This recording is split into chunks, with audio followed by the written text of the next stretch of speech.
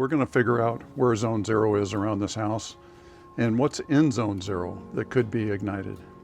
So we're going to start here on the side of the house, and you can see I've laid out a stick here that's having to be exactly 5 feet.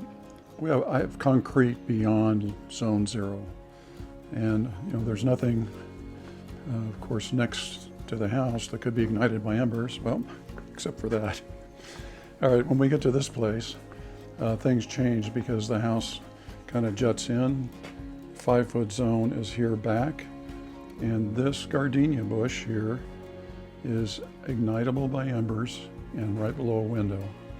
When I get to this area, oops, there goes Millie. The distance between here and the fence is 5 feet. So everything you see here, all this vegetation is within 5 feet of the house and can be ignited by embers. When I get to this piece, it shuts back out, 5-foot zone as well along here. Okay, so let's look at the back of my house. First thing I need to point out is my house has what's called a California room. So it's part of the house, but it's a room that is open to the outside. All right, so let's see where zone 0 is here in front of this California room.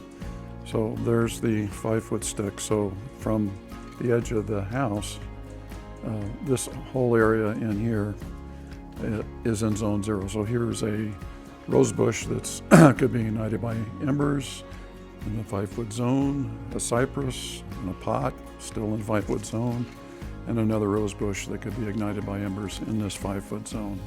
When we look in here, we need to know that if embers are swirling, they're going to go all over in here. They're going to accumulate along the edges. They'll get in the furniture. I think we need to consider this area the same way we can think about zone 0s to say, well, what's in this area that could be combustible, could be ignited by embers. All right, walking away from the California room, look at this planting area here. This is about where 5 foot is. So this whole planting area basically is in zone 0, and it's full of vegetation that could be ignited by embers. So as we turn the corner and go down the other side of my house, I can pull the stick out, but I'm going to tell you that the distance between the house here and this fence is 5 feet. So everything along here, vegetation, as we walk down this walkway, this is all zone 0 here. As I go further down, the distance between the house and the fence increases to the point where in here, yes, all this vegetation is in zone 0. This enclosure around my compressor is in zone 0.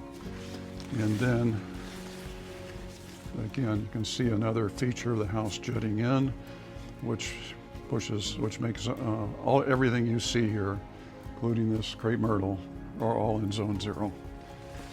And then I come upon my garden.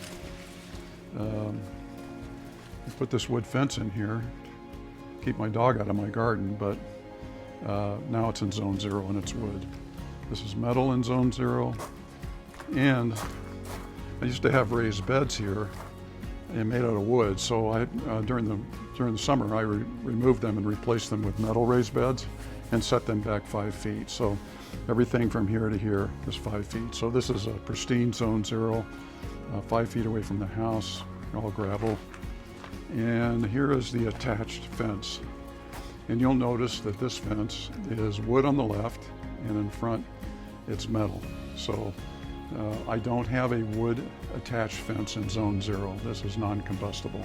Okay, so now we'll shift to the front yard, and I'm going to go through this gate, and you're going to notice that to the right is wood and the gate itself is metal.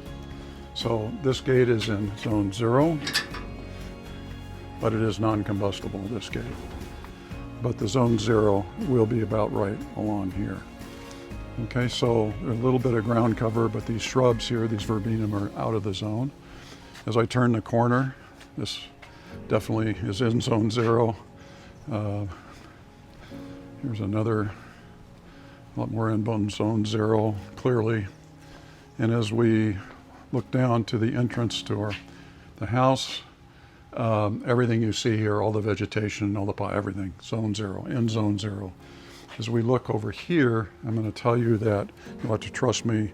Zone 0 from here to here comes out to about here. So this area here is all zone 0, and it's got a lot of vegetation. Now, here, house juts out, and again, you're going to have to trust me. The zone 0 is right along here. So in the front of my house, under my windows, are shrubs, Texas privet to be exact, in zone 0. And as you turn the corner here, you can see that this area here is really cleaned out. There's some remnants of bark in here within 5 feet, and there's the other side of the metal fence, all in zone 0. I hope you found this journey around my house educational, help you understand where zone 0 is located, how to find out where it is around your house, and what's in it that could be ignited. Because the next video, we're going to talk about why zone 0 is important.